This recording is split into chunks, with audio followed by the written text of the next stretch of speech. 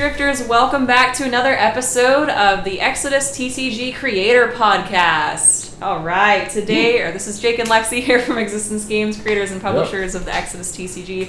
Today we are in the presence of champions. With us here we have our top 4 placers from Worlds 2019, as well as our head judge Andrew. Welcome everybody. Welcome. Yeah, so we're going to go around here, and if you guys want to introduce yourselves, tell everybody what place you got yesterday, and just name and place. I'll start with first place. Sure. Hey everyone, my name is Anthony Suarez. I'm from New Jersey, New York area, and I got first place. All right. Hi, my name's Edward Brewers. I'm from Fresno, California, and I got second place. Hey everyone, this is Victor M. I came in third place with a Sharkfoot deck. Hey, this is Alex. I got fourth place with a deck that people keep telling me is a symmetry deck, but I keep arguing that it's not. There's creatures in it. 4 creatures? Stop calling it a symmetry deck. It's a 4 creature deck. No draw engine. Andrew? Doesn't need it. No. Hey guys, this is Andrew. I was around all day. Yep. He's just some dude who was just kind of watching. We can edit Watching that part everyone's out. games. He was watching our games and yeah.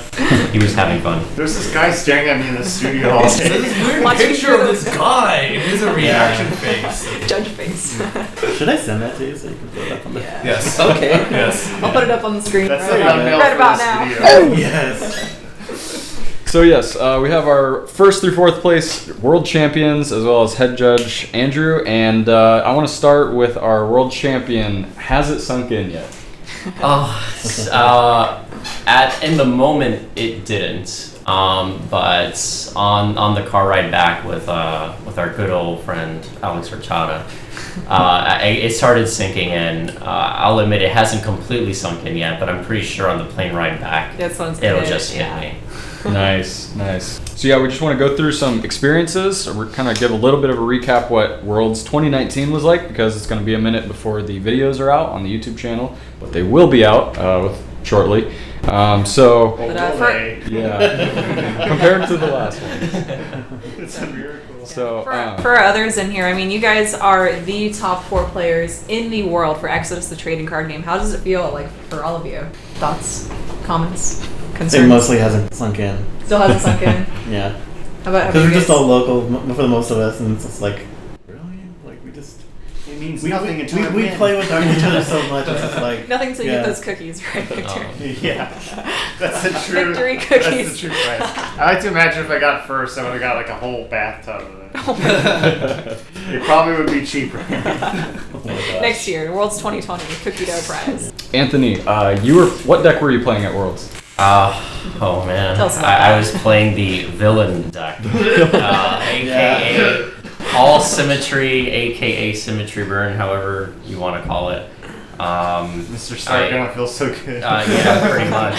The solitaire deck, some people call it. Yeah. Those I- 10-minute turns. Yes. That was those were long turns. I enjoyed watching your matches as I was sitting. As you were sitting across from me. Yeah, I chose to play it because I just wanted to play a deck that honestly didn't care about getting turn 1 Vortex. That could just play out the hand and still actually function. And also, honestly, this is probably the last season you'll be able to play that. Oh, Especially absolutely. like that. And for anyone listening, I strongly encourage you all, please do not play this deck when the new set comes out. I won't. Remember 4 months ago when this deck wasn't a problem? This deck this deck is done. That's It wasn't played Take it There from are your so many champion. counters. Don't follow in his footsteps. Don't follow in my footsteps. I'm that example. All right. See what your deck has done. Now, was your deck different though from day 1 to day 2, or was it the same? It was different by 1 card. This is the funniest story ever. Day 1, really the focus of the deck was just to speed through everything with draw cards. In fact, the deck was running 12 draw cards, and the rest were actual cards you play, like Chains, Treeforge Complex, all that. Going into the second day, I knew that I was going to play against Reveal in top 8, and I thought that Anthony knew what I was playing, so I thought that he would start teching against my deck with cards that modify the top of the deck, like Forest of Crags and Starlit Expanse. And did he? No, thankfully he did not. But nonetheless, we just thought about what card could modify the top card of their deck, and main deck strike came up, and we're just like, there we go. There it is. Main deck strike. Wait, MVP. I don't even know about this card. What is main deck strike? Please tell me. Okay. Main deck strike says send the top card of your opponent's main deck to the graveyard. So if they Forest of Crags and decide to stack that good old Harbinger Mushroom on top, we can just go, sorry, thanks for playing, send it to the graveyard. Wow. And what rarity and set is this card from? This is from Converging Chasms, so get yours today. And, Thank you, because nobody knows. Yeah, of course. And then I believe it is an uncommon. Yes. Yeah, it's an uncommon.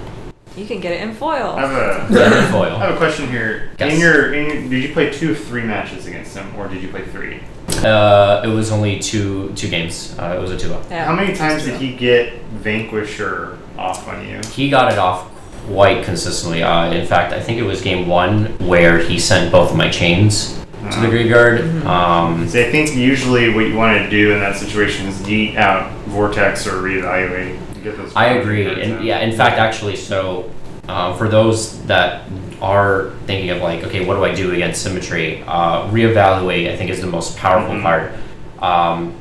If that resolves and they draw like 10 or so cards, I mean, it's that whole turn is going to play out, and they're going to be able to get like 10 burn damage with 3 Yeah, Forge Complex. reevaluate starts that chain. Especially Yeah. like if you're running Vortex and you get rid of their reevaluates, you have a chance of vortexing the plethora of cards they're holding in hand at this point. I agree. Yes. All that energy. Yep. Stuff like that. Oftentimes, I held a lot of cards in hand because I wanted to make sure my reevaluates went off. One Vortex can just like end all of that, which is why like every time I did reevaluate and then they responded with Vortex, I'm like, I have to cover this. Like, there's no question about this. Yeah. In our match, the second on day 1, round 2. When we were playing, you had almost your entire deck in hand. Yes. I almost had an entire deck in hand. Yes. And I responded by playing Halberdier, and the first card I yanked out was the reevaluates. Yep. Like chains, all that other stuff. I can cove that when I need to, but the reevaluate, like if you get this off, like Yep. the Yeah, whole smart. thing is just gonna go in loop. So yeah, Yep. There comes your 15 card draw. I think that was the important. Just part. refresh the deck like 10 times. Yeah. And then there we Don't go. mind me. Yeah. Yeah. Ed, tell us about your deck. What did you bring to Worlds this year? Angel Beat. It was a slightly modified version from Alex's build, so I used 6 creatures and 14 symmetries. Tell us about your creatures in your deck. I was running Castle for protection from battle, Alana for hand knowledge and energy gain, and Ephemera because, best wife. That was the best card ever. Drawing 2 from each deck is extremely strong. Can you tell our listeners about Ephemera? How did that work out for you? Did you get her a lot? Or is I it only got her once the whole entire. the whole event? I got 2 of them. You got double Ephemera, yeah. Double Yeah. Ephemera How did that feel, getting that double Ephemera? It felt amazing. I willed her and then drew another one off of her. Element effect, so I drew 7 cards for both, and it was just Dang. That poor player. Your poor opponent. Highlight moment.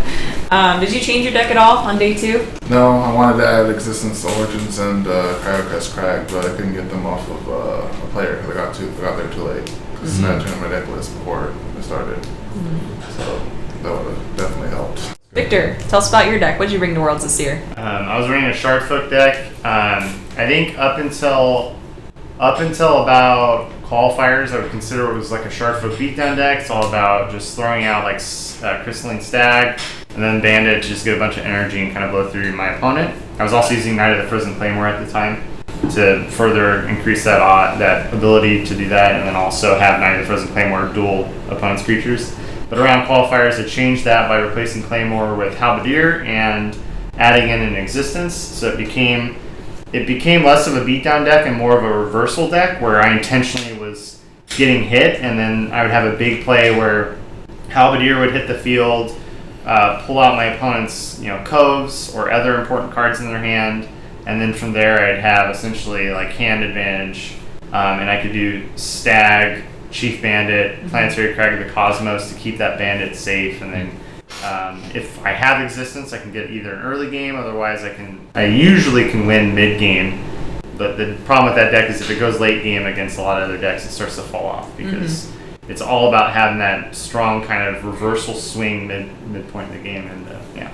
Yeah, I know in a lot of like interviews, people who went against you kind of dubbed your deck the Sharkboat control deck, kind of with your halberdiers and like the stag and everything. Yeah, the stag obviously, like I can play it if I feel like I'm in trouble. I can be like, all right, I'm gonna freeze a whole pile of energy. It buys me a little bit of time, right? Because then they can't, of course, use it. Did you change your deck at all, day 2? No, I changed it going into day 1. I added a second reversion, but going into day 2, I felt like there wasn't any change I could make to the deck that I'd be comfortable playing it because I've already had enough experience with what was there. At that point, like you have to accept too much risk to change it up. That you might encounter that card and not really know how best to use it. Alex, tell us about your deck at Worlds 2019. Oh, it was just a symmetry deck. No, I'm just playing. The symmetry deck with 4 creatures. Let's see. There What were your are creatures? 2 Paladin Purples, the real waifu, and 2 Mistrai Driftwoods. So before, I'd say at Qualifier it was, and before it was 2 Ephemeras in place of the Parables, and it was good when you got it off, but In a 4 creature deck, that's pretty risky. But for the most part, it didn't help if I didn't get it, and then it was just a vanilla creature in my deck. So I switched it to. I started testing around with Parable just to see how it would play, and it played a little slower, a little more defense-like, and I got more positive results with that. Nice. And then of course Mistrai is there for straight big direct damage. I don't care if it gets blown up or not. I'm just trying to just throw all cannons firing as fast as possible, and then play complexes just to finish it off all in one swing. Gotcha. So. And of course Existence, of course. That's in every deck. Most popular card at Worlds. In all the for best sure. decks. Or whatever. Did you change your deck at all day 2?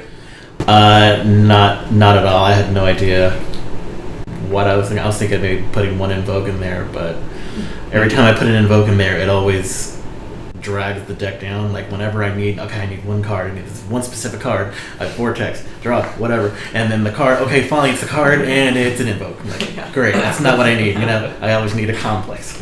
Yeah. Whenever I'm trying to search for a complex, I would pull the Invoke, and I'm like, okay, no, let's just toss it. Well, and I think you said in your interview at one point you were toying with running Star Struggle because you usually do in that style of deck, right? Because Complex has a chance to miss, Yeah. and Star Struggle essentially never misses. You can only slow it down for a turn with Cove. So what was the reason you opted not to run Star Struggle? For one, I was 99.9% sure no one was going to be silly enough to bring an all creature deck because this was Worlds. It's like if someone did, I would have been. Tears are flowing. Tears were flowing. Well, you still have creatures, so you would still have a way to go. Right? Yeah.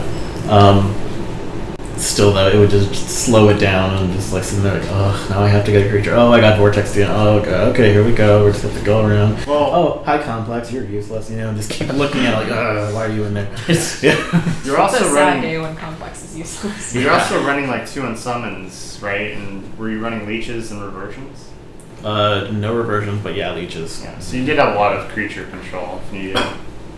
If needed, but most people kept focusing on trying to make sure that I never got Mistrais on the field or Paladins on the field. And so it ended up me just having to cycle through the deck over and over again, get to the complex burn, and then back over again, get to another complex burn again. Meanwhile, just trying to keep my defenses up over and over I would again. look in your grave to see if all 4 are there, and then I'd be like, all right. The window of opportunity. All right, so follow-up question for everybody. Were you happy with the decks you brought to Worlds this year? Yes? No? Yeah, Absolutely. Yeah. Everyone's a yes. Ed? Yeah. Nice. Cool. Were there any regrets or things that you thought you could have done better? Switching complex for Star Struggle might have been a little. I don't know if it would change anything, but I definitely would have liked to see how it played out differently. Okay. Yeah. Other than that, yeah. probably realizing main deck strike as a card beforehand. I mean, I think the biggest thing was, trying to go off and then having your Treeforge complex hit a creature on top of the deck. Your whole turn just stops. Like, that's it. It's over.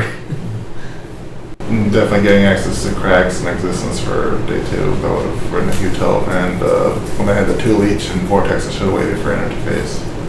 Okay. My only regret is, I guess, like there were, throughout the tournament, there'd be a few times like, ooh, like the moment I do something like, I shouldn't have done that. Oh, just like any like little plays. Yeah, Yeah. I'm happy I didn't make any. I think that were like outstandingly big. Like it wasn't something like, ooh, I just lost Like because it I cost did you that. the game. Yeah, but there were certainly like ones that like I could have been in a better position. Yeah, there was a moment in our last game that you were like, I messed up. And Yeah, you said it out loud. I miscounted. I was like, I was deciding where to put my 3 new energy, and I could have either had 3 piles that totaled 10 and went for game. And instead, I made 4 piles, and I only had 3 creatures, so I couldn't beat that turn. And I'm like, well, because I had to keep in mind like glimpses of things. So you want a blank pile, and you're like, if I don't win, I don't have a blank pile anymore. Yeah. See, you took a different route there. Glimpse in It didn't matter though You because still 2-0'd me. yeah, it didn't matter. Well, it didn't matter because I forgot that I only had 7 health and I had existence in hand, so I didn't even need 10. I only needed 7. Yeah, and I think Wow. at that point you were expecting me to play something in defense, and all I had in my hand were 2 Misdreader Foots. So I was like, that was it. I was like, sometimes I'll kind of lean over the table and kind of hold it like I'm about to play it, but I'm not. I'm just like fiddling with the card. Like, oh yeah, I'm gonna drop this. I'm gonna drop this. I did that to Anthony. I played a card against him, and I intentionally made it look like I was really depressed when I played it, and I secretly had a master plan afterwards. Whoops. Doing your best to bluff out our opponents.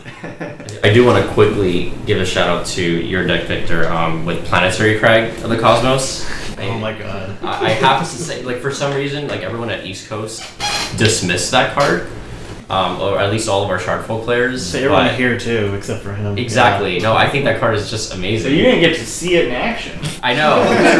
But I just know, like that card is just amazing. Like, securing your I board. haven't even entered my final four. The sad thing is, I think the entire World Championship, I think I only did it against one player. It might have been you. Me, That yeah. it was like it let me win the game because Oh, you okay. couldn't Yeah. hit my bandit, but. No. The one time you played it, you passed your turn. I think you were chained, and then I went to draw, and I was like, "Oh God, please let me get a leech. Please let me leech." And like, yes, leech. Good, Crag, get out of here.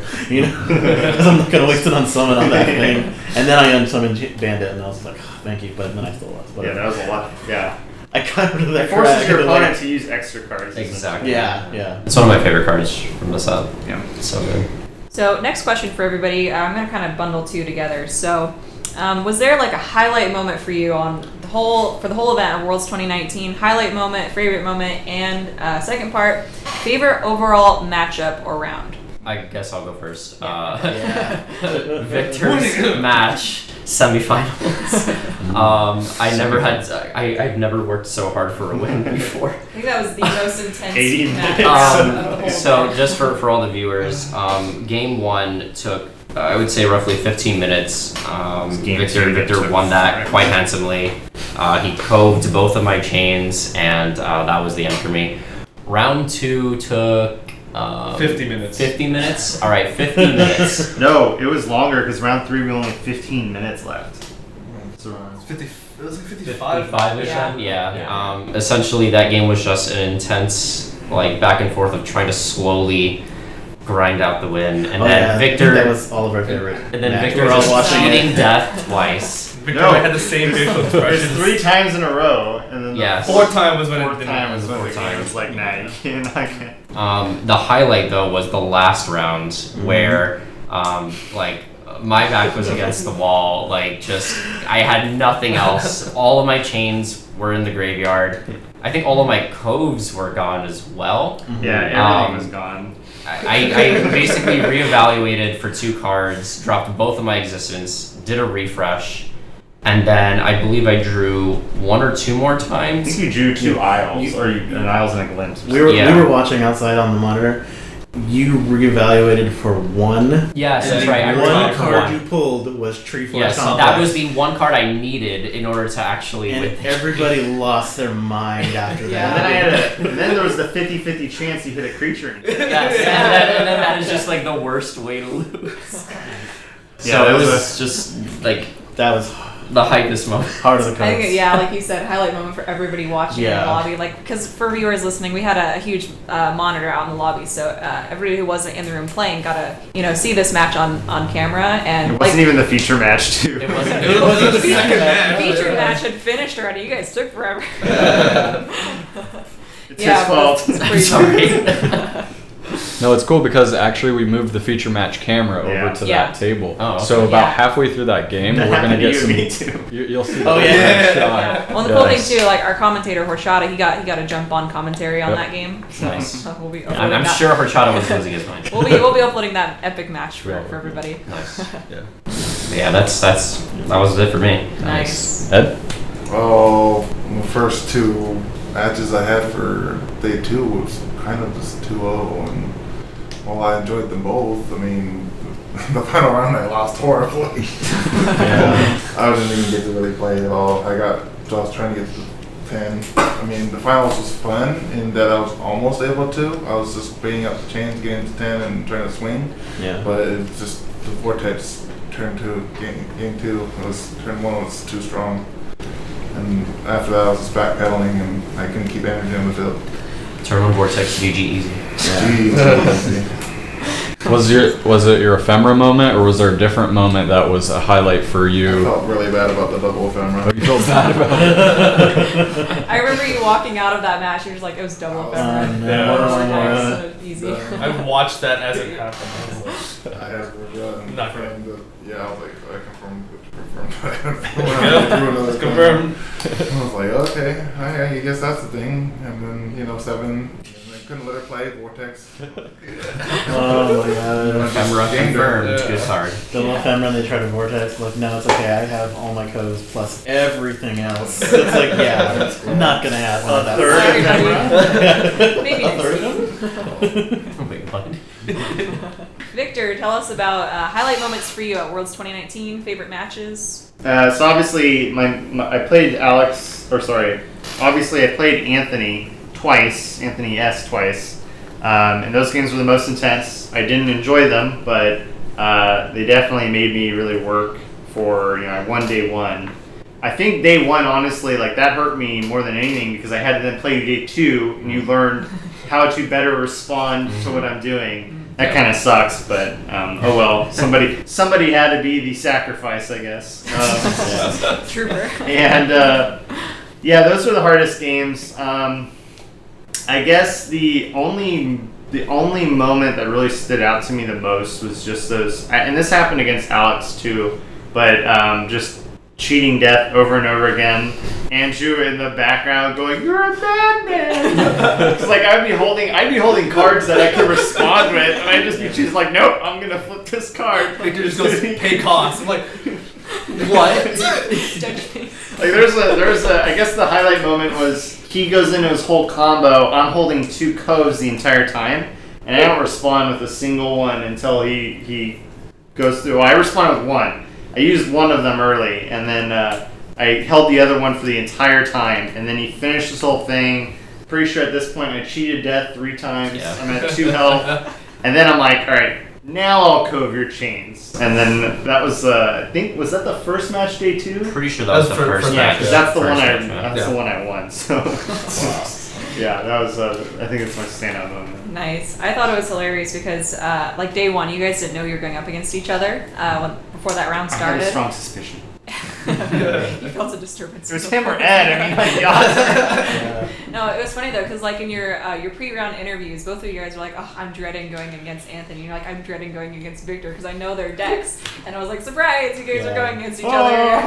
Match made in heck. That's true. I mean, going into that, I was like, I'm so unfamiliar with your builds. Yeah. I'm just like, I don't know how to respond. Like, that's why day 1, when you did Harpoon, I was just like looking at my hand. I'm like, I don't know what to do. That's why what do I respond with? After that, in my interview with them, I said like, he probably will adapt to this and learn his lesson. And so then like overnight, I was thinking, should I just change to Angel Beatdown? Just throw everyone off and just come around.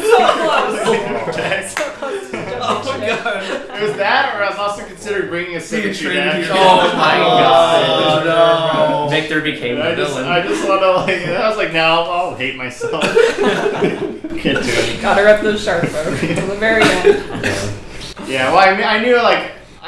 It's one of those things where like because he was so unfamiliar, I couldn't get a good grasp on if he was playing at his best, would I still win? Because he was making a lot of errors in that first day. Mm-hmm. Those are things that can be fixed, but I then don't have an indication of like where am I actually to this? Like if he was playing beat for beat what like you should be doing, like I wouldn't really know. I don't know at this point, like am I still gonna beat that? I mean I beat a all symmetry deck that was really solid at qualifiers, and I beat them before with this deck. But obviously, like yours is the way you play it is a little different. He plays it similar to, there's a player at our locals, one of the younger players, who came like a month ago with this deck, and he did the same thing you did, and it was the first time a player did this where they just don't play cards. They'll just hold the whole hand until like something happens, and then it's just like, all right, I'll play everything. Yep. And then, so like it's hard to kind of, I couldn't tell if I was going to beat that or not, so I didn't really want to make any changes. Interesting. I thought there was still a chance. Yeah, it's kind of a safer route too. More than Yeah. just like jumping ship on your deck. Guess I'll bring a different one tomorrow. I was hoping like, what if I practiced the whole year without anyone knowing? Came in tomorrow with a machine deck and nobody suspected. Just like slip in Twisted Vortex Day 2. Oh my. Just shake everything. Almost Day two did. Angel, what? Yeah. Alex, highlight moments for you, favorite round? Every round I played against Victor was always like the most fun. And we played twice. Yeah, and especially when the camera was on us after the feature match was done, and the camera is on me, Victor, and Andrew, and every time I'm playing Dreamforce Complex and I'm revealing a creature, and then Andrew just mugs it, loses his mind, you know, throws his hands up in the air like, what the heck? He's like, yeah, I know, I'm feeling that too, but on the inside. Another turn later, try to complex again, another creature. Oh god! You know, like, What a yeah. madman. What a madman. Yeah. I'm like, ooh, free energy removal. Yeah, pretty much. But yeah, no, those were the funnest ones. Our last game was more relaxed too. Yeah, our first game was like, oh man. That was me and Horchata last year. We were just Yeah. goofing around Yeah. the entire time. Last year I had to limit Victor and Horchata to one quip per turn. Wow. I was like, guys, you spent 5 minutes quipping. No one's done anything. You have like 10 seconds to tell your joke. You guys need to like do one a turn. What is this, stand-up comedy? Exodus, the comedy. Awesome. I think as for the rest of your answers, listeners can catch your interviews on the actual Worlds videos when those come out. So we'll quickly go through these last few things on Worlds, and then I know we're all excited to see Set 5 spoilers. Yeah. Yeah. All right. So real quickly, first, just if anyone wants to say anything, if you don't have anything to say on it, that's fine. But what did you guys think of having the World Championship in the studio as a full production? I always love it. Wasn't it the same as last year? Yeah, but I mean, rather than we rent out like a ballroom, we take field cameras and just film you playing. It's definitely more cool. Yeah. And I like having Horchata there and knowing that someone's commentating on it was Yeah, that was new this year. Yeah, we got our first commentator this year. But what will happen next year? We shall see. I'll commentate for a booster case. We'll just do unboxing videos. That's what we'll do. I guess I'll speak from a perspective like from across the pond, I guess, from the East Coast side. I've, having been playing a lot of card games all my life and going to a lot of like major events, like for Yu-Gi-Oh, Magic, Bushiroad games, I really appreciated the amount of production quality that went into this event. I would say, Jake and Lexi put in the most effort, I think, out of any other company that I've interacted with. And I think that made this weekend and the trip much more worth it. Some people will say like, oh, you're spending so much money flying out to Cali, but at the same time, I'm like, yeah, well, I'm gonna have an amazing weekend regardless of like how I perform. Mm-hmm. So I think that is what especially made this weekend really great. You got a booster case out of it. And we got a booster case. Yeah. Yes. There we go. Yeah, actually, that's a good segue into our next topic. But does anyone else have anything to say about the studio? It was a nice, intimate setting. We were able to get to know each other. I like the quality of the artwork that you guys have on the walls and That new big banner. Oh, yeah. That was That really 20-foot banner. Yeah. It's always nice and fun to ascend the stairs to get our prize. cool. Yeah, I know. I And just just saw like 2 steps, and he was like, You didn't even step up, Extend you just your reached reach. over and grabbed the top. You don't want to go up another Reach stair. out for the prize. he didn't need to. He was already at like level 2. That's true. Yeah. Yeah, what'd you guys think about some of the prizes? We had, kind of the standard trophies for top 4, but we had our unique, artwork prize, dream card prize, get written into the lore, and then added sealed product. Okay, so But yeah, you want to let them know what prizes you picked? Okay, yeah. So, so for first place, I got a whole case of Converging Chasms. We're actually gonna open that up today. So, All right. Oh, booster draft on you. Outside of that, I got a first place plaque, I guess you could call it. Card trophy, yeah. Card trophy with, I believe, the first signed Very first Hollow signed. Fire Dragon. Yep. So that was really nice. I was really eyeing the cardistry, but I mean, Hollow Fire is also equally as good. And then the prize that I chose was the card art. Reason being because what gets me into any card game is the art first. Is So- me. Yeah. Me being in the card game. Thanks, It's Victor. Not to be you, narcissistic. it's you, not me. So, quick clarification for listeners: the card art is, get illustrated as a drifter in your likeness in the game, and so that will be released as an actual card. You'll get to see Anthony as a drifter and play with him as a card. We have to If you're look familiar at him with, forever. You're gonna have to be reminded of that day, Victor. I'm sorry. Make him not viable in meta. Please. You can run 0 cards. Pay 4 energy for 1 life. Yeah, I mean, outside of that, so the question was specifically about pricing, right? yeah. What'd you think Okay. of the just let pricing? him know what pricing you got. Oh yeah, so the other point I wanted to make was, I guess maybe unlike a lot of other people, I really don't care much about like cash prizing. I know that's a really big topic for people in other card game communities.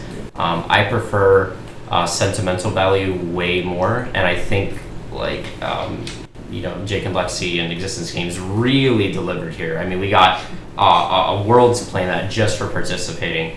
you guys got top 8 binders, uncut Yes. sheets for top 4. Exactly. You got one of these smart waters. That definitely made me smart, I'll tell you that. You guys are also. I got a Rice Krispie treat in mine. Yes, same. Yeah, it's just like the amount of sentimental value that I have with the prizing, like this will just go and last me for years. I'll just look back on it like, I don't know, 30 years from now and be like, oh yeah, I remember I that. think I saw his trophy on eBay. Oh boy. Oh, snap. That wasn't me. Someone broke into the hotel room. Only 1 copy of it. I know. Oh man, I know who it was. Sean. It was Sean. So, gotta get that dragon. Gotta get it back. Kept chasing that dragon. Ed, I know you were really looking forward to design a card prize, and that's what you got. Got isn't it. That's exactly what I wanted. Design a card. How'd it feel to get that? I was happy. Yeah.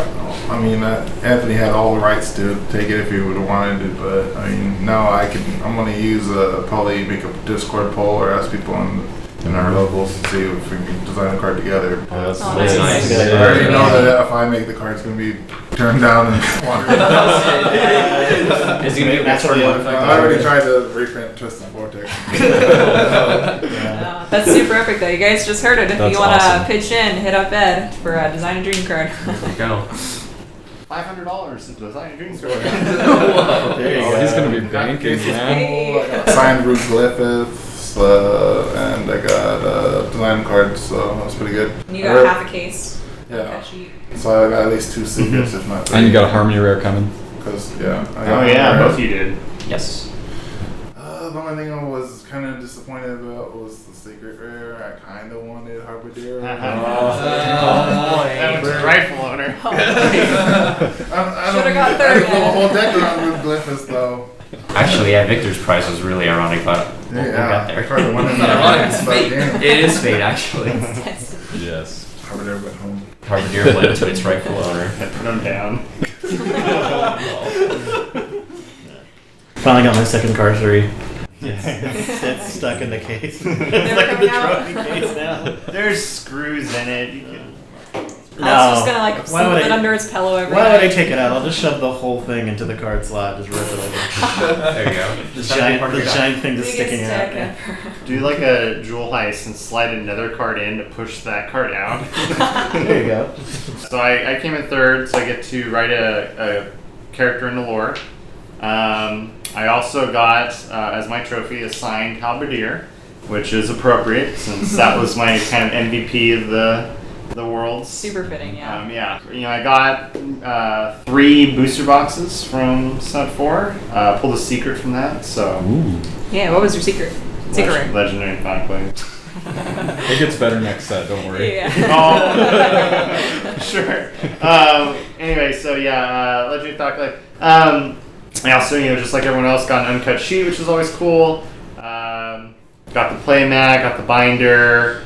So cool. I'm looking forward to writing into the lore. There's gonna be some changes coming to the Order Guild. Oh. Yes. Finally. I want to play Order. No dimensional support. I want to play dimensional. I'm just gonna write in a democracy. Play politics involved. There you go. Oh. Throw a turn of Monarch in there. Just make it Hey, Naruto. Giga, Oh my can you help me design this tournament? Yeah. No, your one line that you write in there is like, and it was all a dream. And then then this person woke up, and then you just get to remake it. Eventide doesn't even exist. It She does. just cries. It was all a prank. It does, but it's like Eventide, like California or Nevada or something like that. And it's like just a small town with like 30 people. I'm like, oh, there's Sky, and there's this person. And they're just like, this person just runs the store, and this person runs the Walmart, like whatever. All the guild leaders are LGS owners. Yeah. Jake and Lexi aren't even real. Yeah. There's Victoria. She's a Walmart greeter. Existence of non-existent origins. Yeah. Existence of no origins. Yeah. Well, Alex, what do you think of your prizes that you got? I'm super happy with my prize. I finally got my second card 3. It's in the trophy case, but hey, you know what? It's something to display, and so Oh, yeah. I'm super happy about that now. Yeah, can you slide it in a binder slot? I'm gonna need a really big binder. Yeah, Yeah, it'll be the one card in my brand new 2019 binder. Super all the pages and put in there. Yeah, and from the boxes I got, I did get a green energy, convert to Kevin's energy, Nice. so not bad. Nice. You know, I'm pretty happy with my prizes. Yeah. You So. can trade that for a magenta energy. Not Is yet. that the next one? I'm down for it. We'll find out. It's on the plate. It was on playmat. Yeah, it's on plan. Like Andrew realized that last night after the Because like the playmat was on the feature Wow. match. The playmat was on the feature match table. It I was was like, on two no, it tables. was on one of your Yeah. tables too. I was telling it to your table the whole time. It does look like a planet, so it's easy to get. Yeah, it was funny. Jake and I were mentioning like the fuchsia energy, and Andrew's like, "Wait, what? Wait, what? That's the next color?" Yeah. That was awesome. Did you not see the plan? It wasn't on Victor's table. It was on Victor's table all day. I was on 3 different tables, dude. I got that one table. Yeah. So Andrew, while we've got you on the mic, we got a couple questions for you, Sure. real quick. So quick judge segment. We've got head judge Andrew here. So Andrew, tell us about what it was like judging Worlds. You know, overall experience, thoughts, highlight moments for you. What was it like? Well, this year in 2019, it definitely felt more like a production and less like we're just running a tournament just to run a tournament. Last year, I mentioned this in the debrief. We were kind of like winging it, see like what can we do. Yeah, Then first year was we rough. talked about it. We're like, we can do this better. This year, I think we hit all the ducks in a row. We got Horchata as the commentator, and that was like a huge added bonus. We had plenty of time to do player interviews before and after the rounds, which I think definitely helped build the experience, like a narrative of today or this weekend. But the most important thing for me was that throughout the whole weekend, it really did feel like we're involving the players in the production, and they're not just there to play cards and just occasionally be on camera. Like, Yeah, but it was much more of an experience, I think, this year for everybody. yeah, like everyone got to like say like, oh, you know, we saw this and that. Was there like a highlight moment for you for the weekend? There are 2. Okay. The first one was when I was watching Victor Nancy's game, and Victor and I, myself and Victor, we had the same facial expressions the whole game in game 2. I was stone faced. I don't know what you're talking about. Alright. I distinctly. Or rather, remember- I became the avatar of Victor's inner thoughts. My inner emotions. He's my stand. It's so true though, watching you guys on the monitor, like there was a couple months you guys were just in sync, like throwing your heads back or like shaking your head or like the facial expression was just so lined up. It was great. And even Alex versus Victor, I was just like, what's happening, guys? I distinctly remember Andrew sitting there and using a pen to keep track of whose turn it was. Oh, then midway I changed it because I need to use the pen to write, so I used my So life you used the counter. life I counter? just slid it back and forth. Because like turns for symmetry decks can take forever, and like sometimes we just forget whose turn it was. After the first question of whose turn is it, I was like, it's your draw phase. And Andrew's like, you know what? I'm just gonna There take you care of go. this. There was a lot of that, people watching like, wow, whose turn is it now? What just happened? Where My are full we? life counter. Thanks, Yeah. Andrew. Yeah, it was a Great smart judge. move. Yeah. The second fun one that Anthony and I did after finals was that we cut a little fake wrestling promo for our friends back home. One of our friends, Carlos, is a huge wrestling fan. He's kind of get us to watch it every week. So I figured it'd be nice to just do like a fun one, just like spoof. Yeah, we had a really fun interview moment. You guys, we'll see eventually. Yeah. Last question for Andrew. So, from your perspective, how do you think the competitive scene has changed or evolved since last year, season 1? Last year, I don't know how to put this nicely, but top 3 was the same deck Yeah. with 1 card difference. Thanks, Alex. This year, I think seeing day 2 deck lists and seeing that it's all reveal, 2 shard folk, 1 symmetry, 2 angel beat, Alex Puente's decks. Yeah. Yeah. What do you call Just it? so you know, there's 2 Alexes. There's there's As our commentator, CKS Alex and the X Alex. I'm the X Alex. Yeah. So sometimes, he wasn't talking about my angel beatdown deck. He's talking about the commentators. You would be caught dead running that. The Alex P special. I did for a little bit, and I was like, oh no, I Can't can't. have I can feel my soul being sold. Yeah. but with set 4 having such a diverse card pool, making a lot more decks interesting, viable. I think that's just it was just so healthy to see. Like you could literally you could play the core of what's good, and then the shell of what you want to play. I think a lot of players in day 2 emphasize that. Yeah, we'll agree. There's staple cards in this game, but the other 40% of the deck is what I'm gonna play. Yes. Very cool. Even I was feeling pretty how do I say that? Depressed about my deck. What's a much nicer way of saying it? Just a little maybe apprehensive, Downtrodden. kind of downtrodden Yeah. about my deck. And you came to me and you said no, your deck's really sticking cool. I'm like, thanks, man. I needed that. I was watching how you were playing, and I was like, oh my god, this man is fantastic. Yeah, I think you're commenting on how I would hit something big with like a 1 energy paladin, and then immediately use that paladin's energy stack to start paying off of it. Or the reverse was direct for 3 with Paladin. Okay, end phase, I'm gonna Tree Forge Complex. I'm gonna turn on the Vortex, I'm gonna pay for Paladin. Yeah. So you got the free damage in, and you got to do your pay. And I got effects. to reduce it back to 1, so it's ready for the next turn. Yeah. So it was a really good setup and pace. Yeah. My favorite part is when our announcer guy fell asleep during the final. Oh my Yeah, that was great. With Victor, watching me, Victor, and Alex, we were like, who the what? I kept looking at Jake like do something. I was like, wait, I'm not snoring, am I? I thought it was Ed getting I was gonna say, At first we thought it was like Ed, because it was right there, but it was coming from right behind him. Yeah. What the heck? I felt so bad. I looked at Ed, I apologized. He's like, it's whatever, man. I was like, I've given him like 10 seconds. I was like, okay, pause. I'm gonna wake up. And then I started to stand up. He woke up. He's like, I'm so sorry. I'm just gonna draw my card. He thought it was funny too. He walked out. He's like, "Sorry, guys. Yeah, we were looking at your guys' table. We were like, seeing You're like, guys, reaction we you need to guys see what did. happened. This is what happens when you watch a symmetry game." To be fair, it was the finals, end of the day. It was a long tournament. Day 2. Yeah. Man, he was in a really comfy chair. He was. So clarification, we had an announcer or commentator, which was Alex Orchada, and then we had kind of our MC announcer who was just in the studio room kind of announcing like round pairings and like the award ceremony. And so between rounds he had his big comfy chair and just kind of watched the games. And that one game he got caught snoring. He got and too was old like, by the chair. That's all it is. KO'd by the chair. I only hope they got caught on camera. That better Show be that as a on YouTube. moment. Nah, you'd be embarrassed. Yeah, true. Yeah. But the announcer did a good job. Yes. Yeah. Oh, Yeah, he was absolutely. fantastic. Yeah, very good. Shout out to Steve. All right, we're back on the official Exodus TCG podcast with our top 4 from Worlds 2019, as well as our judge. All right. So we got one more quick topic to cover from Worlds, or an announcement rather, and that is a surprise prize for our champion that we are going to start doing for every world champion moving forward, and that is the world champion gets an auto invitation to next year's world championship. Oh, wow. Hey. All right. I kept it in all morning. I'm so proud of myself. I will get my plane ticket right All away. right, welcome back to 2020. Thank you. Okay. So We'll never get rid of him. Oh, there's an awful play in symmetry, Burner. I promise I won't play it. No, you can't. Go ahead and play it, please. Go Yeah, ahead. I can see I you. mean, challenge accepted.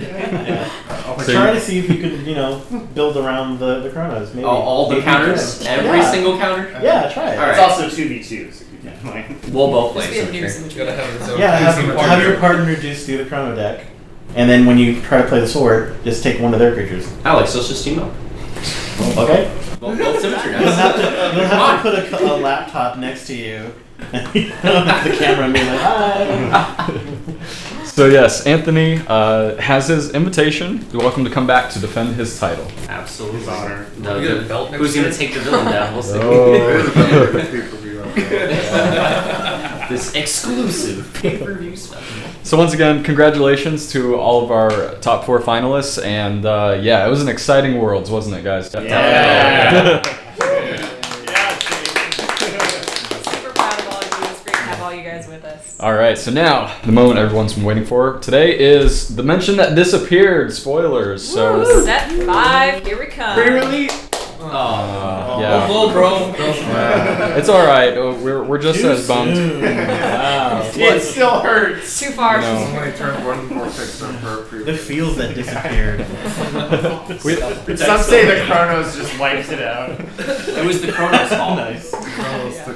So here's how this is going to go. We have 4 cards to spoil today.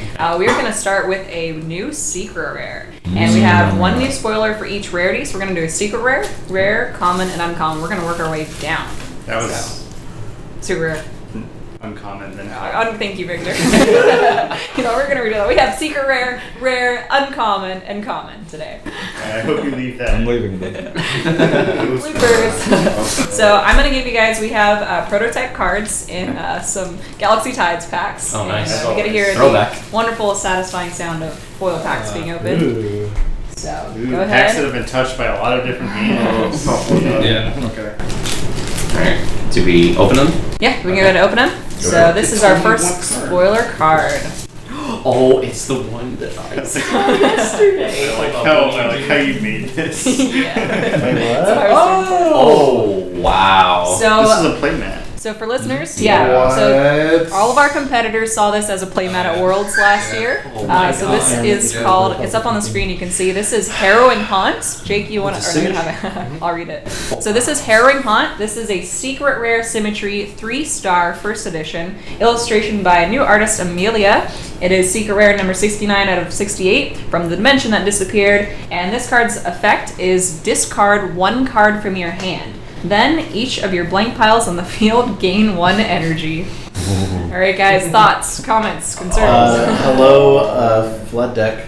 Yes. Just immediately. Oh my god, this completely supports like aggressive strategies. This is honestly really Oh, good. no, tree folk. Drain Joel and coming back. Listen to reveals.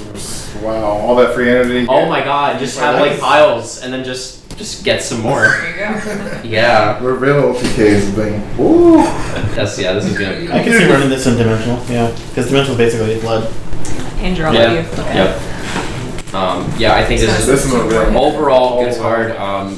I'll take a page out of Victor actually. Keep This in is- mind, it gives all your opponent free energy. Does it really? Hold on. Each of It's your each. Then each of Your no, each of piles. your blank piles. That wasn't like that before. That's true. It got better. I'll just say. Loved it. Yeah. I would, yeah, definitely not conservative with the card effect here. This is really good. I like this. Never give me. And of course, it's secret rare, so it's not going to be easy to get. Actually, this in secret foiling, Yes, this is gonna be amazing art. Texture. raised foil. Yeah. Amazing art. Aqua blue. Nice Yep. Like it looks like Pirates of the a- Caribbean Dead Man's Curse card. No. You know, this really helps with symmetry deck.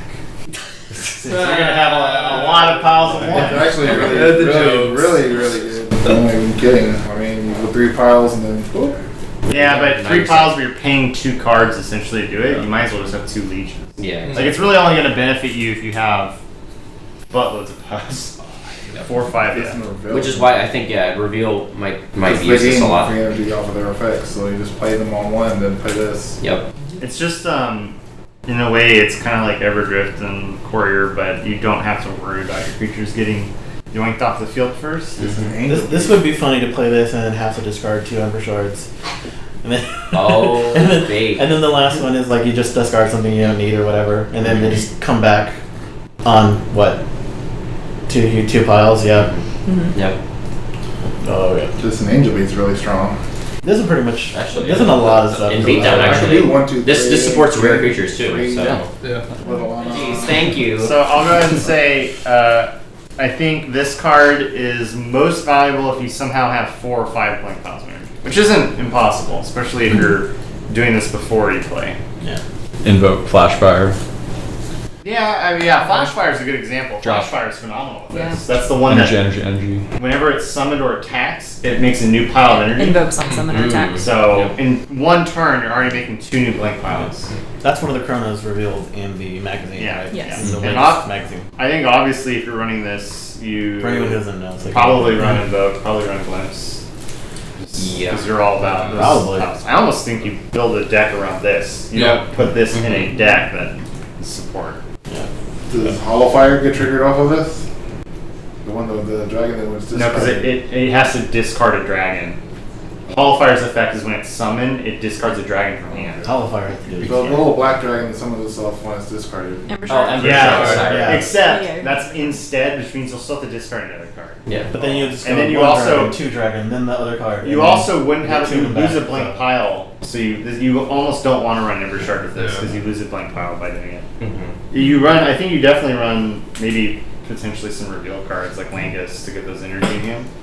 So I was thinking this with Yeah, dimensionals. creature and- cards. Reveal and then get more energy. Yeah, So I was exactly. thinking this with dimensionals and guild advancement. So Yeah. if you need more piles, you can just start making brand new ones with guild advancement, and then play this, Yeah. and then yeah. Yeah, I think if you do that, you combine that with maybe if new cards allow for better storm strategies. Yep. Dimensional mixed with. You just make Ember Shards. Yeah, you just make unsummon and reversion like dead cards. So yeah. You want to unsummon a creature? Which one? Exactly. Yeah, and this went through a lot of changes in the design process and playtesting phases. Originally, it was discard a rare from your hand, but then we thought it could be a little restrictive, so we just made it discard any No, card. it was also a scenario. It was like each pile on the field. Yeah, so it benefited your Wasn't just opponent yours. originally, but we wanted to give it that competitive edge. I think as a secret rare, it makes more sense that it's just you. Yeah. It works really well with that Chronos that moves energy piles into himself and the incarcerate card. Yes. Just makes it more. Oh, you think my grandiose God. effector. Suck up a blank pile. Bang pile, Oh, creature yeah. over to him. Mix that Chrono with Uncommon, and then Firefly Grotto into that one. Yeah, then that's reversion cool. it, and then again. The thing about Firefly Grotto is you can only do one Sorry, pile. so- You want the Carstry lets you do tons of Yeah, them. really. Do Carstry and then just evil and then just get all your life back. Yeah, you do Carstry then existence. And Oh Oh my god. turn You one. said it, not me. Yeah. what have I created? Jake, we need to have a talk in the back. I'm curious, as far as the card art is concerned, like what's happening in the bottom right corner. It looks like, I don't even know, is that like Chrono like taking over? Yeah. Yes, So- Anthony. This is the Chronos. This is the Chrono set. Are you sure So, it's not fun gonna fact be- about this card: this is half of the full illustration. There's going to be another card with the second half connecting with this ship, Gonna and make so one card. yeah. So the kind of a fuchsia black blob you see down there in the corner is Chronos smoke, and so the idea is like the Chronos have infected this desecrated Leviathan that has seen better days, Yep. and it got trapped inside the dimension that disappeared. Yeah, so it's a Crash Leviathan inside the dimension that disappeared, the world that was severed. From Eventide. Well, was it Eventide or was it a different Was it? world? Yeah. Because Chronos are not from Eventide. Yeah. To be Prison explored. world. All right, cool. Any final thoughts on this before we move on to the next card? This is gonna look sick as a secret rare. That's right. Yes. Yeah, this is gonna get the raised foiling texture. Yep. It's gonna be rad. Oh, and in the top corners, you have like essentially nebula clocks. It's kind of hard to see on Floating the clock card, glyphs. That's what those were. Those have been. I thought those were like they're like chronos. melting clocks in the sky that are made of stars. There's some Oh my god. very vague Salvador Dali text. So there's a lot of yeah. Victor, write Time also. pirates into the lore, man. Come on. This was a new artist, by the way. Yes, it This is. is new artist. Correct. Can you say the artist's full name for me, please? Amelia P. Polterak.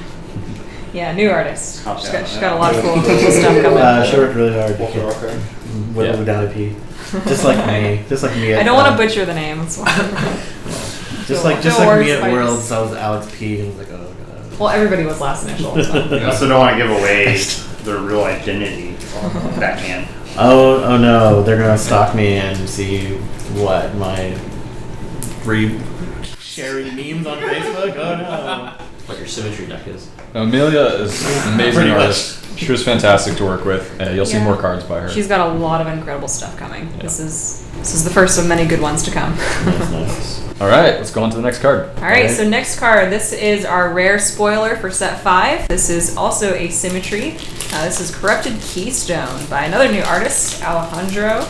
And this is card number 5 out of 68 in the set. So the effect is target one of your creatures in play without an ability. This turn, it doesn't take damage when battling opposing creatures. So the art is basically Thanos holding the Power Stone.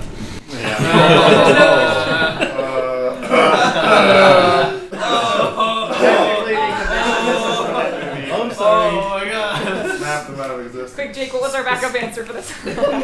Spoiler. Look at the symmetry border. What two guilds is this? Oh. Yeah. so looks Is alright. this the first time this is a thing? Like with two. Yes, this is the first Two split things in border. one. Yes. That's Dragonis and then I think Chrome. Mhm. Yes. You're correct. Oh That's no. interesting. I get it. How's It's a on the corrupted first keystone. It's Ah. a corrupted piece of guys. Yeah. Anyway, this is obviously useful in dimensional.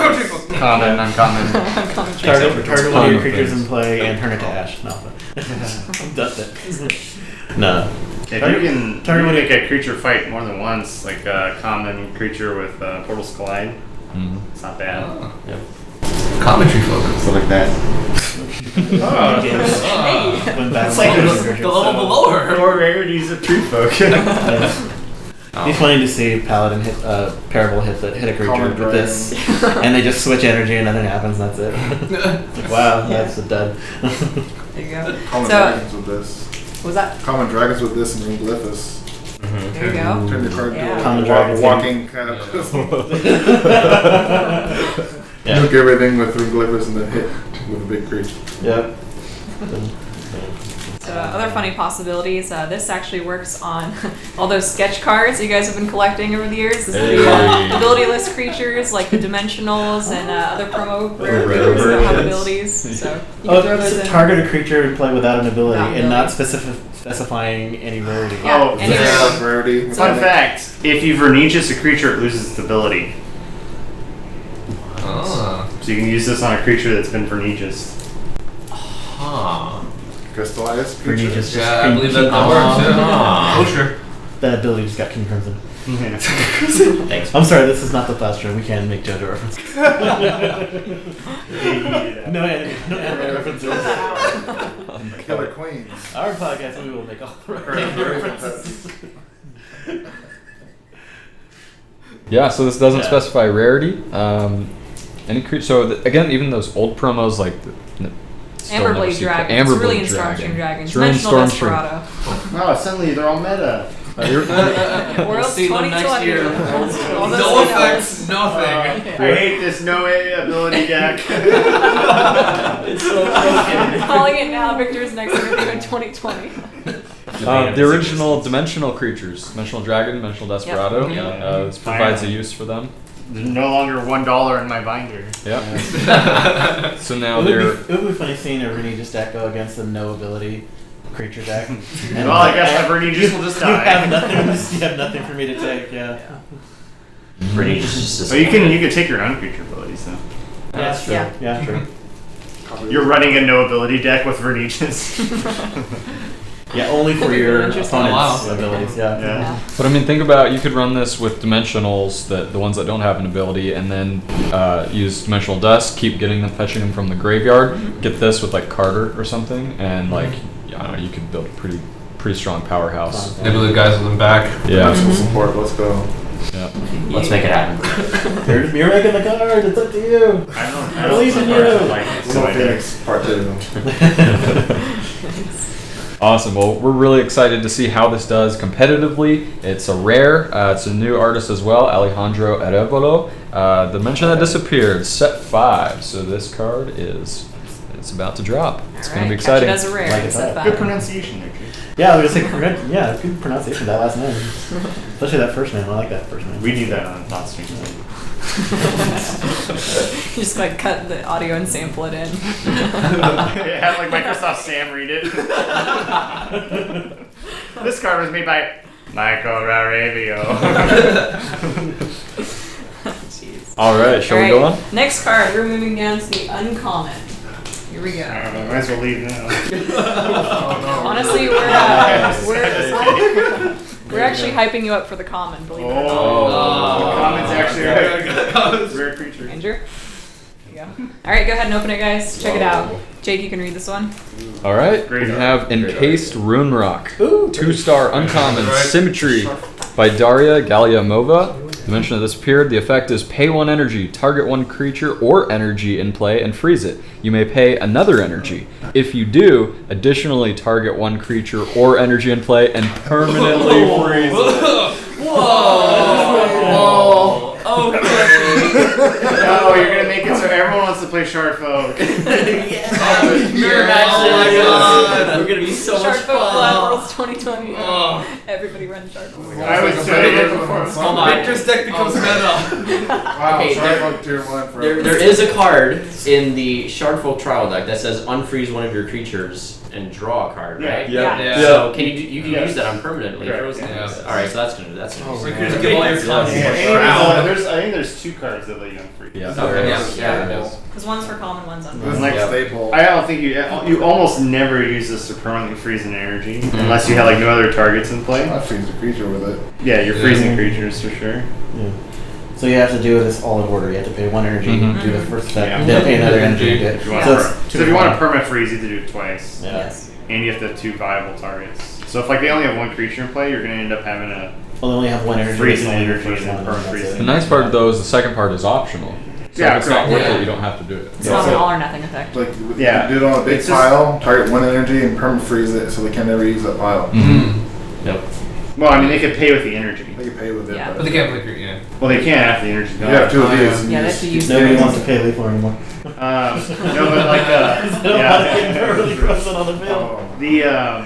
The thing about this is there's only 1 card in the game right now that you can play to just freeze a creature, and that's Frostbitten Coral Caverns. It requires that you have less life. And now this is now a way for me to just go pay 1, freeze a creature. So like Sierras gets definitely more viable with this. Like the direct damage. Perma freeze, yeah, you can perma freeze a creature with it too. The art is amazing. Yeah, the art's I great. really Yeah. appreciate that. Another It's new very artist. It makes very Shard good. Folk And is it- really, really strong. And it has a white border. What? That's right. And it's not just paper. Also, just for Yeah, once, no. try to make Yeah, a the real symmetry card. deck that just perma freezes all the creatures in play, and then just keeps stalling and drawing until you get to your burn, and it's always gonna hit. Yeah, that would really suck if symmetry decks were still meta, but I know. What's that? They will. yeah, what's There are way too many Symmetry piles in decks? Shard What? Folk. Symmetry. who even plays symmetry cards? I know. Not me. This is all creatures. Not even this one. Creatures only meta. Wait, we're only looking at symmetry cards. Maybe we get to look at a creature. I mean, this could go really well with the other shard folk that attacks over a blank pile that's coming. Because if they have a pile of 2, you can freeze 2 energy with this, and one of them's permanent. If you really have to, I don't think. Which is an alternate. Yeah, efficiently it's not, but if you're going for game, Right. Yeah, it's an option. So encased rune rock. What's going on in the artwork? By the way, it's the surrounding area, like the background, is inside Crystal Cove. Okay. So it's inside the castle. And, There's a cove inside a cove. If you notice, so the rune rock is that comes from the Dragonis Guild. Rune Glyphis, right? Eventide's first key is the first rune dragon. Dragonis as a whole is all about mining and finding these runes and awakening Eventide's hidden power. So we saw that in the Harmony rares, but then they're trying to harness it in the form of rune rocks that they can forge into dragons. This is the Shard folks' attempt at locking away one of those bigger rune rocks and keeping it, maybe trying to, steal the power for themselves. It's but always good guys they hid it shard inside Crystal Cove. So Nobody will ever think to look inside. So third key's coming from Nobody can survive. Shardvale, huh? Okay. So excited to see how this encased rune rock does. It almost looks like a heart. Yeah. Yeah. Combine that with the pirate ship. No wonder how. Now it's dead man's chest. I will make the meme. All Great. right. Last card. Are we ready? All right, guys. All right, guys. Let's do. All right, this is our final card spoiler. This is our common spoiler for Way set too 5. excited. Honestly, yeah, I've been most excited for this card. Wow. Might be better than the secret I'm rune. kind of scared at this point. Oh boy. And Delete Andrew, a creature. there you go. Jake, you can read it. Yep. Fractured Portals. Symmetry 1-star common. Oh. Art by Roy Eugang. He's He's back. back. Whoa. The dimension that disappeared, and the effect is this card stays in play until another card causes it to leave play. During your energy phase, you may add any number of energy from your hand to your energy piles. Essentially, your piles can go over 3. Yes. Yeah, I think you break that rule. Break the base. Oh. Kind of changing that base. Also, rule. Oh, it's easy to get to 10 now. Also, Yeah, it if makes us direct attacks. Also, if your opponent tries to vortex you turn 1, you can play that and just drop your energy. I guess if you had invoke, then you play this, then you put your other 2. to That's that. only but that's only if they let you go to energy phase. I mean, most of the Yeah, time people say end yeah, of draw. It's just another counter to symmetry then. Not gonna lie. You can do your energy phase. The thing is, this True. is I a get that. Yeah. this is a floater symmetry. So it says it's going to stay in play until another card specifically causes it to leave play. There's no condition that it has to meet for it to leave play. Fun fact I've learned is cards like this, when coves unfreeze, they end up having to target stuff like this. 'Cause it's Oh, so not forcing the pain energy. Yeah. Nice. Well, it can happen to you too. Mixed with time glyphis, you switch to your turn, your opponent tries to vortex you, okay, well, I'm starting in the energy phase now. You just make the energy the first phase. Energy phase the first I mean, phase. you're not gonna have you go energy in your hand then. to. Yeah, What if you draw. do? Yeah, what do you do? Well, if you do, then Anyway. you can just do it. Yeah. But Thoughtstream Sword also Yep. eats this up. Yep. Like, I mean, it is a common, but yeah, think about for a common being able to, as long as it's in play, shatter that base rule of your piles can't exceed 3. Yeah. I mean, it allows a whole different strategy to play, obviously. You can now work. I mean, this in a way, this still can potentially make a card like Leaf Lore still viable, stuff like that. When you want a really safe but powerful 1 creature. Notice how it has Portals Collide, but really blurry in the background. Those are ours. Are those? What are those little? Yeah, that's why it's, things. Are those that's why it's all- fragmented. All the big deals. These are the fractured Shatters. portals. Yeah. Yeah. there's smoke It's coming out of Portals them. Collide. Portals are fractured, shortcuts are messed up. Yeah, Therefore, so Eventide's laws, physics, and how you can manipulate your energy is altered. and you kind of see in the art there, we got that chrono smoke infecting those portals. I knew it. I was just Yeah. I'm pretty sure. I'm thanks, Chrono. Just ruining, It's all the everything Chronos' here. fault. Anthony's all about that Chrono Smoke. Oh, I'm not. Sean is. I mean, Sean P. What's that thing in the bottom right corner? Oh, well, okay, never mind. I'm guilty. Sorry. Yeah, this drifter's about to dip, and then he stops. He's like, It's "What like, do I do?" Where do I go? In a way, I like to imagine there's another one next to it that's another copy of him looking back to see it's a Spider-Man meme. himself. Who are you? And it's Who are Andrew's, you? it's Andrew's face from the Jedi look. Dutch face. So you did Why would you do that? Or like the SpongeBob meme where it's just like. Looks like he's T-posing. Oh That's right, Andrew. no. T-pose. Yeah. I like that pose. I can think of this and just committing to 1 pile and just one-shotting, just being there you go. You make yourself more vulnerable to things like Crystalline Stag and Summon, of course. You have to have Oh, that yeah. for sure. Yeah. You got to have protection. Like, just protect that pile. Yeah, always have protection. I think this will add an interesting mix into booster draft with this set too, right? Oh god. Because Yeah, there's not a lot of it's- removal in draft, and now you can do this, Just drafting punch. set 5. Yep.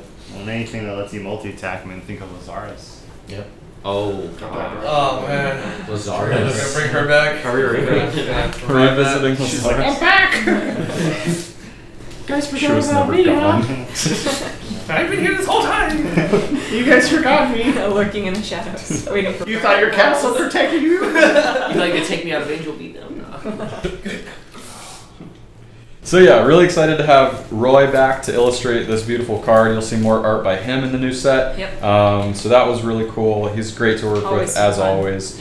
Yeah. So this is just a small glimpse of some of the cards in each rarity tier coming in set 5, coming to stores August 1st. You get a glimpse. Glimpse of Uh, the sanctuary? Infected glimpse. Oh gosh. Blueberry. Glimpse of the From infected smoke in the bottom sanctuary. right corner. Removing energy from a blank pile and drawing an energy card. And blueberry from your energy pile. Pain energy mill from your opponent's deck. Mill your opponent's deck. Yeah, that's the one. The whole deck. The whole deck. Yeah, where's the corrupted Mill Maelstrom deck. that forces your opponent's deck to Actually, Oh my God. yeah. Y'all are giving Ed ideas. I mean, for his Maelstrom design. reverse. Yeah, it's a corrupted I think I put that maelstrom. out. Corrupted maelstrom. Nice. Twisted. I finally get what I want. Twisted. Maelstrom your opponent's deck is what I want. Exchange dice with your opponent. Okay. Your opponent discards 3 cards, and you will 3. So yeah, that is an intro to some of the spoilers from set 5, The Dimension That Disappeared, with your 2019 World Champions. Give it up, guys. So, quick follow-up question now that you guys have gotten these spoilers. How do you think that, getting these 4 cards, in addition to the ones you've seen in the magazine, Oh, we get these for free? Yeah. sure. Play it today. Play these. It's not a real card, but go crazy. Play today. How do you guys think the next competitive season is shaping up now that you've seen a few more cards? Deck list. Meta, everything? I can go first. Yeah. So going off of this format, as Andrew said earlier, I think the variety of decks increased. It wasn't just a one deck format with Angel Beatdown. Thanks, Alex. Thanks, Alex. So in this format, we had Angel Beatdown still here. Freeze got a boost. We saw Reveal be viable, Dragons be viable. Symmetry is gone now, thank God. Coming into the new set, I think it's probably going to follow the same progression where we just have more varieties of decks come into it while also having the same older decks be viable as well. I don't think anything's just going to push something out, Symmetry's No. Well, except for symmetry, yes. Kind of confirms symmetry. symmetry, But I think that's really good and healthy for a format. I definitely like more options being available rather than having it be a one deck format. Personally, I'm trying to find a pure chrono build. Trying to theorycraft with that. Well, I think it's hard Yeah. until you've seen all of them. You I also think- have to. Well, yes, for the format. Time Glypha, I think, is going to be an interesting thing in Dragons, for sure. I'm actually looking to Dragons with the new rulings, with creature speeds speed. being symmetry speed now. So I think Tanglewood Snag just gets a whole lot better. And I think that's what I'll be aiming for. Nice. Ed? I'm really looking forward to the Rival Chronos. Time Glyph seems very strong, and the one that pays 1 energy to negate a creature effect and copy it. So you look at That one is very strong as well. Really happy so far that all of the decks, minus maybe Symmetry Burner, are going to be viable next format. I mean, Rival Chronos just makes it a lot more balanced and fair. I like variety in the card game. I like interaction, so I'm looking forward to the competitive season next month, I believe. Right on. Yeah, like Anthony said, the diversity is obviously there, but also more than anything, next format's 2v2, and 2 of these cards right away make it really strong. I mean, if you think about the secret rare, I go first, I play out 3 blank piles, my partner goes third, plays out 3 piles and plays a secret rare. We're getting 6 energy free in turn energy. 1, yeah. Or alternatively, I put out a pile of 3 and my partner puts an additional 3 on that pile by using that common card. So you can have really powerful first turns, and a lot of these cards seem to really kind of promote that idea. Even being able to play like on my partner's 3rd turn, I can play a time glyph on their turn and allow them to attack already, stuff like that. So. Alex. I'm looking forward to the new set and the new rules just revitalizing old decks. I'm definitely going to be looking backwards a lot to see ways we can sort of utilize past decks that we used back from Galaxy Tides era and see new ways. Just looking at all of Exodus with fresh eyes now that we can just now rethink the way we play the decks now. I love that, and all your guys' insights. It's inspiring to Lexi, I know too, but especially to me because I mainly do the mechanics and I'm the lead game designer. Lexi's lead art director. No, but like I've heard you even say at one point, Victor, you questioned. And I'm sure this is a question that's run through a lot of players' minds at some point. Is do Jake and Lexi think they're the best player at their own game? I thought I took that out of the podcast. I knew this. I knew this from last year, but I'm even more convinced after this year. Hands down, no. Everyone in this room is better at our own game. All right, you heard it here, I folks. agree.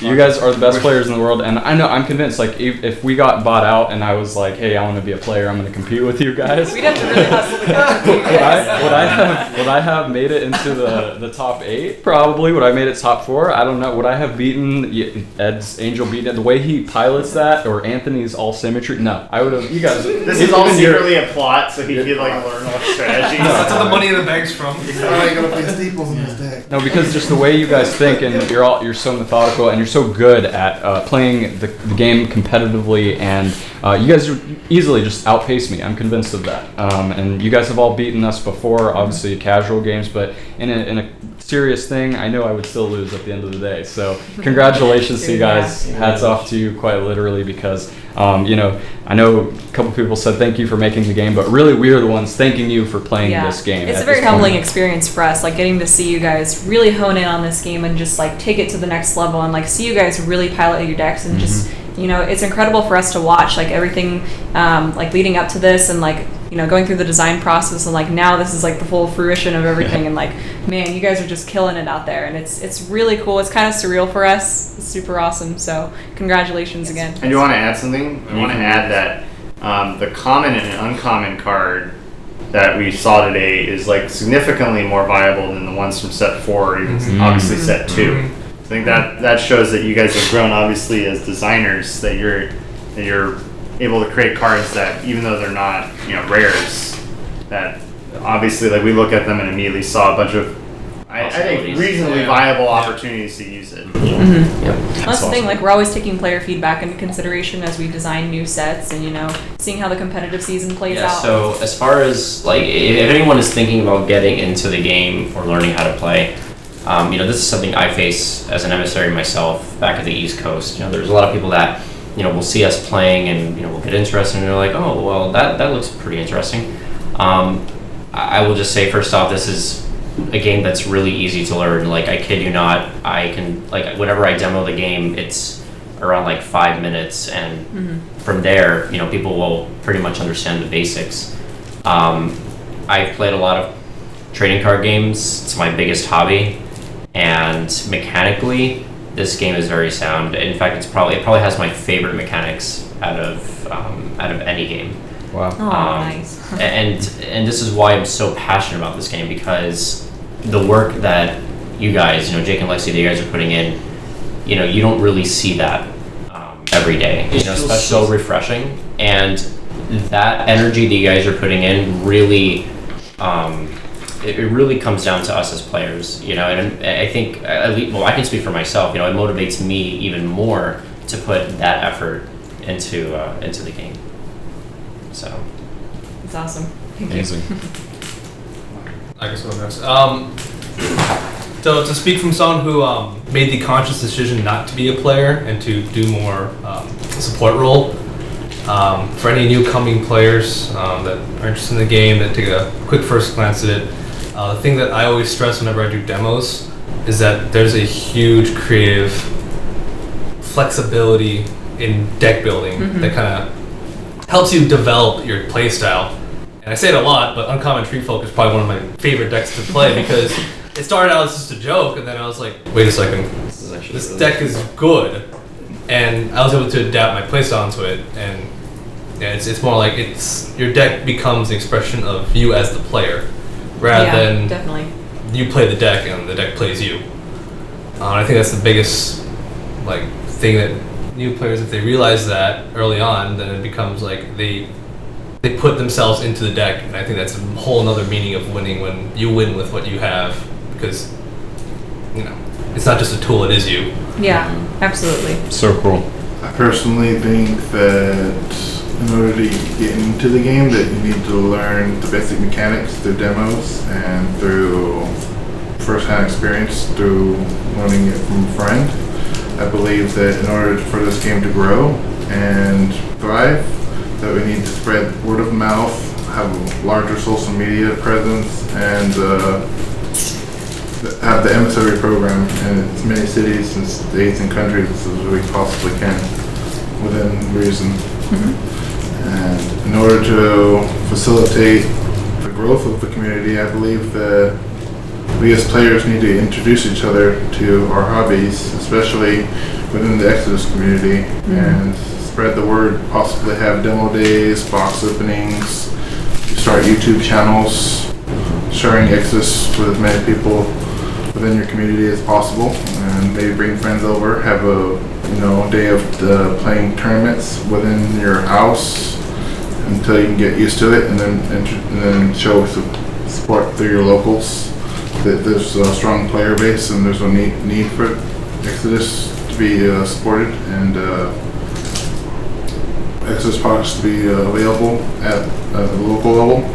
I believe that every card game that I've ever played, I played Yu-Gi-Oh! Magic, Pokemon, that it all starts with a very small, tight-knit community, and that it grows through locals, regionals, and events, and word of mouth.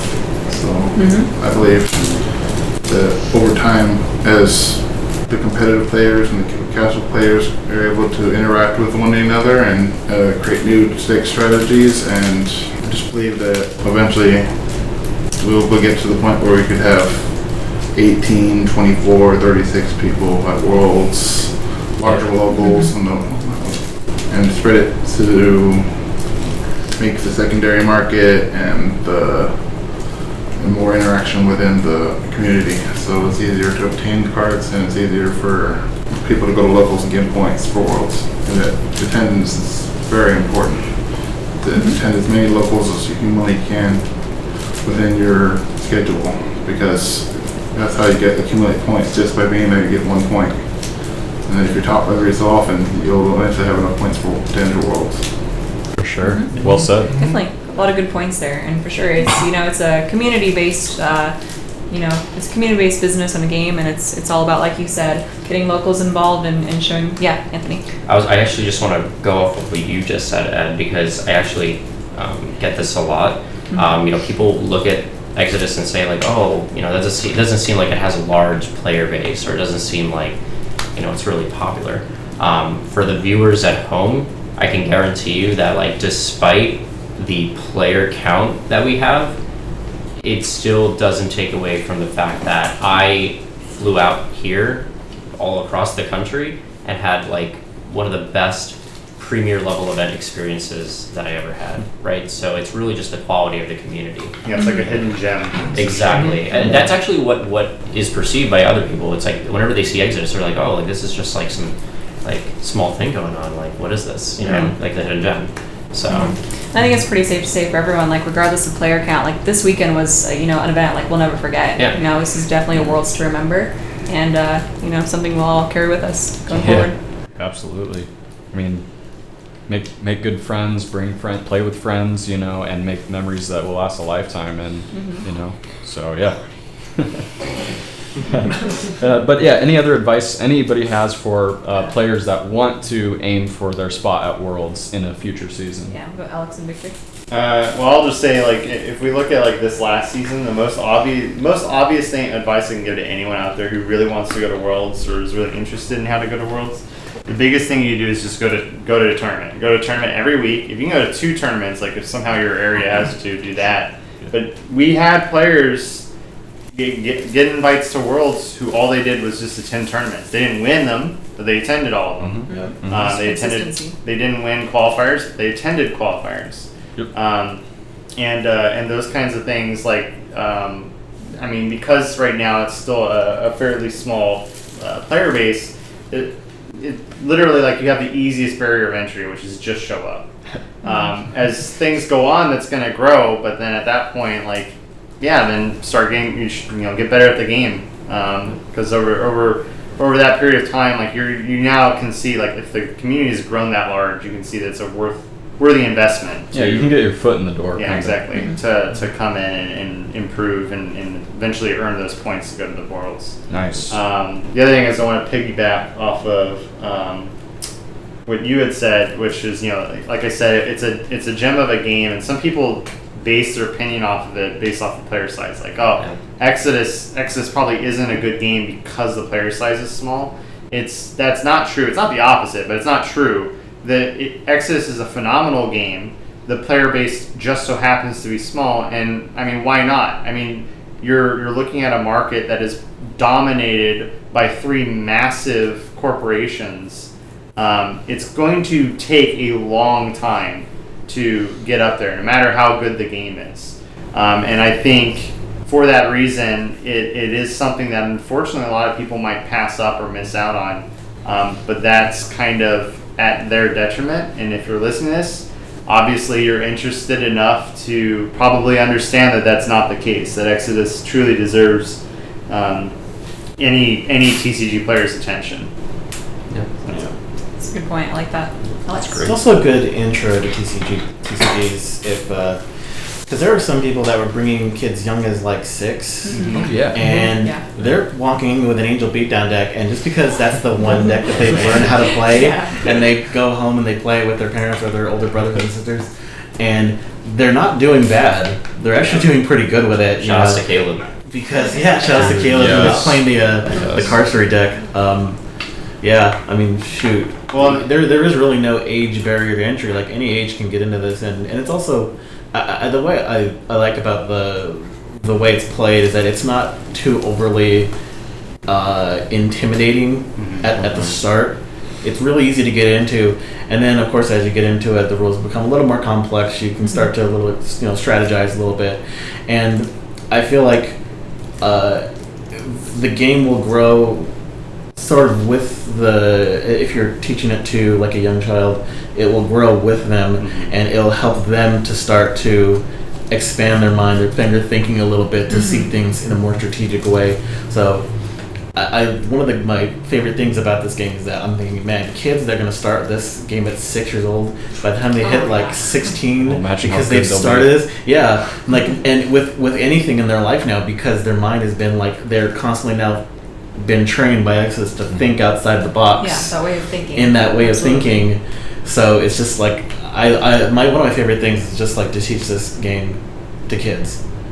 It's one of my favorite things that you can teach to kids, and it's not overly complicated. Of course, as you go more in depth, it gets a little more interesting and fun. But yeah, I would say, you don't be intimidated by, maybe some of us are like in our early 20s or late 20s or whatever, or early 30s or whatever. Happy birthday. That was yesterday. No more. It's over. But you can bring, it doesn't matter how old you are, come to locals, learn how to play, and you might be like 10 and play with somebody who's like 25, but you know what? You have just as good a chance to win as they do. That's a good point. Yeah. I think that goes off of what Anthony said about the mechanics being so solid. The basic mechanics are just so fluid and intuitive that just the core of the game is very easy to learn and teach, and it's perfect for kids. Whereas Pokemon, which is like probably the most popular trading card game for kids. Yeah. It has a lot going on, and that like very kind of like obtuse. Mainly that familiar art of what they see. Yeah, exactly. And that's kind of the big drawing. Like even as a kid, like I didn't Branding. understand that game. I just collected it for the cards at that point. But this is a game that you can easily understand. As someone who works at an elementary school, I can guarantee you Yeah. that 99% of the kids don't know how to play the game. They just walk around and holy, look, I got this Mewtwo, I got this Mew, it's so cool. Yeah, that was us when we were 6. And they don't realize that it's like $45 and they're like, wow, okay, I'm done showing it, and then they'll just crunch it up in their hand and then shove it in their back pocket. Because it's just something shiny to show to their friends. But that's not the case with Exodus. No. We get those players at our tournaments, and they're actually like, competing. They're not there just to buy cards and look at cards. They're actually there to play. So. That's one of the other really humbling things too. Making the game, seeing that big of a gap in age difference come together and be able to play and not It's cool. have We've that had, divide. generations play together, like grandparents with their grandkids, entering tournaments together. Siblings and like husbands and wives and couples and everything. It's really cool. Yeah. Community is really shaping up to be something else. Like it's the players and the collectors, everybody who's part of the community. Yeah, like you guys are saying, like it's a gem of a game, but for us, like it's a gem of a community too. Yep. Like it's really Group is. High five. So yeah, that was a word from your 4 finalists, Worlds 2019. Once again, thank you so much, you guys, for coming on the official Exodus podcast. Absolute and pleasure. So glad to have you here. So real quick, for all of you guys here, if you guys want to throw out like your Discord at or any other like social media? where can they find you? Yeah, where can we all of our listeners find you guys? YouTube.com/rollright. Stream podcast. There you go. Wait, which one of us said that? We'll start. With We're all rolling. JoJo reference? All right, so for me, you can find me on Facebook, Anthony Suarez. On Discord, I'm Daybreak 1890. Well, you're Yeah. how old? Well, That's like the opposite of edgy. yeah, I'm pretty sure I'm gonna change it. Anyway, be on the lookout for an international Facebook group coming up. I'm going to be taking initiative on creating that, so that way players can get together and share content and start Nice. discussions. Other than that, shout outs to East Coast and our locals. Team Tree. Team Yay. Green Tree, Team Computer Green Gaming Tree. Universe. There you go. Nice. I think I'm gonna get turned into a meme after this weekend, so I'll be You around. absolutely. You'll be I around. found the perfect caption, Alex. That feeling when you're a meme. That's what we like. Gotta read that. Oh my god, imagine Prosody gets an So access. a caption for Judge We'll be just Face. done.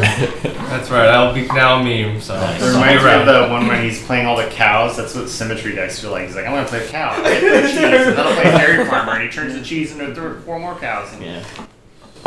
And now I play my secret rare, It's the lazy. cheese tasting plate. Are you kidding me? Alright, it's Ed's turn. all right. Ed, where can we find you? You can find me on Facebook, Edward Brewers. You need this. YouTube.com/rollandright. Yeah. That's it. That's all I got. Spelled WRIG. Yeah. In case you're searching for it. Good point. Good point. Also search for just What the about your Thought Stream Discord? podcast. Oh yeah, that too. Yeah, Yeah. There you go. check it out. Try Exodus. I Thought put Stream. as many tags in there as possible. Yeah. Jake and Lexi. There was a time we were trying to search.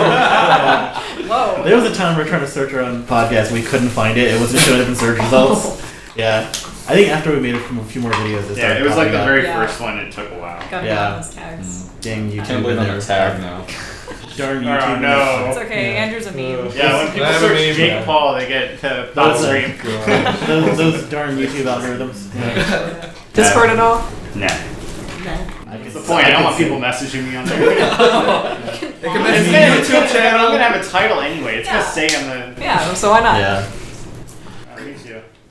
All right. I know how important I am. He doesn't want to. SkyGuy777 on the Discord. You can message me if you want. I'm barely on there. It's fine. I'll get around to your questions in like a month. If you have questions for me, message Sky Guy. Yeah, pretty much. Nice. And I'll answer them like 6 months from now. Whatever. Alex If is you're like your trolling social me. media guy. Yeah, there you go. I'm alright at that. Yeah, just search on Facebook. We have Exodus groups, and you'll probably find all of us on there at some point. Yeah. We're all around. Andrew? Yeah. Andrew. And where can we find Where you? you find Andrew. the In the meme. Social media. Where can we find your Just What look for meme what meme do you search? Oh, no, that's not yet. Touch face. Agonizing Andrew. Disappointed judge. I'm not really on Discord, but anyone who's new who wants to learn about starting up their community, you can find me on Facebook. It's Andrew Cheah. Go trying to spell it though. That's CHEA. All right, so I guess Lexi introduced the podcast. I'll go ahead and wrap up. That's it for episode 3 of the official Exodus TCG Creator Podcast. A huge congratulations again to our finalists. We couldn't be more proud of you guys and are so honored to have you join us on this channel today. People can find you places you mentioned, and full feature matches of day 1 and 2, plus the player interviews. We'll begin editing those once we get back from Gen Con. Those will be released on the official Exodus TCG YouTube channel. And if you enjoyed hanging out with us on this podcast, we'd love it if you gave this a like, share it with your pals, subscribe to the channel. World's 2019 videos are coming down the pipe, and we guarantee that you won't want to miss them. Finally, Set 5, The Dimension That Disappeared, officially releases August 1st, 2019. You can pre-order on our website. If it's not at your local game store, ask them to get it from us or their distributor, and all pre-orders will begin shipping August 1st. Also, if you're going to Gen Con this year, we'll be exhibiting at booth number. Do you have the booth number? I do not have the number. Okay, we'll go. It'll be We'll up be on there. It's on the Facebook page. Yeah, we We'll don't put the Facebook. number up on the screen. Add the number in. Yeah. Post. And we'll have Set 5 available for purchase at Gen Con. We'll also be running tournaments and booster drafts each day, so come on by for those. Did you say episode 5? No. Set 5. Set 5. It's throwing us off. Season 5. So once again, thank you all so much for tuning in, and thank you to our champions for your support throughout the year. We congratulate you from the bottom of our hearts to your stellar achievements. Any final words, shout-outs, or remarks for our listeners? East Coast, baby. East Coast? West Coast? No comment on this. We know we're better. Symmetry forever. That's what everyone says. Rest in peace, all symmetry. In its ashes, the dimensional deck. Come back. Yes. All right, see you around, Drifters. We'll catch you next time. Play on. Play on. That's right, and Set 5 does release August 1st. All pre-orders will ship out August 1st. Sorry, just want to take that. No, keep going. No. She totally cut him off. You were doing the whole thing? He's all. Okay. Oh, I'm not gonna I'm say sorry, it. bro. I thought we were alternating. Cursed podcast. You have to give it. Come on, she's a little Alright. sister. Come on, you have to. Go ahead, you can take it. Good job. I'll shut up. Cut. Wow, putting her in a closet. Just subscribe to youtube.com/rollandright. Yeah, I don't have a YouTube Just page. it's his. unsolicited. Yeah. He can't speak for He's a me. marketing guy. ROLA. Oh my goodness, you're not a friend. WRIGHT. I Where's spelled it right. Horchata? He's our commentator. Just keep putting the link up. Like, We'll put a link in the click description. somewhere. Yeah. Click somewhere. We'll put an official link in the description. Over Andrew's face. Go to this, go to this Just channel if looks you want better. to see. Oh, yeah. Wait, don't subscribe. It's gonna be Go to this channel if you want to see someone complain about existence games. We're not mainly complaining about existence games. It's mainly existence of unknown origins. We're playing. I don't know. Me and Horchata did it. I know, right? All right, we're gonna get out of here. We're gonna go to our local game store and see some more previews for Set 5. I don't have any cards. I'll borrow these. I didn't bring any back. Can I bring these stuff? Yeah. Okay. Thank All right. Wait, See- what? Oh, Did she just say yeah? You could bring those home? They're just paper. Yeah, It's it's just man. paper over. Oh, I can guys play can- these today? Today's a casual Hey, tournament. you can take them, show them off. Oh, oh! All right, guys, we're gonna go play some Exodus. See you later.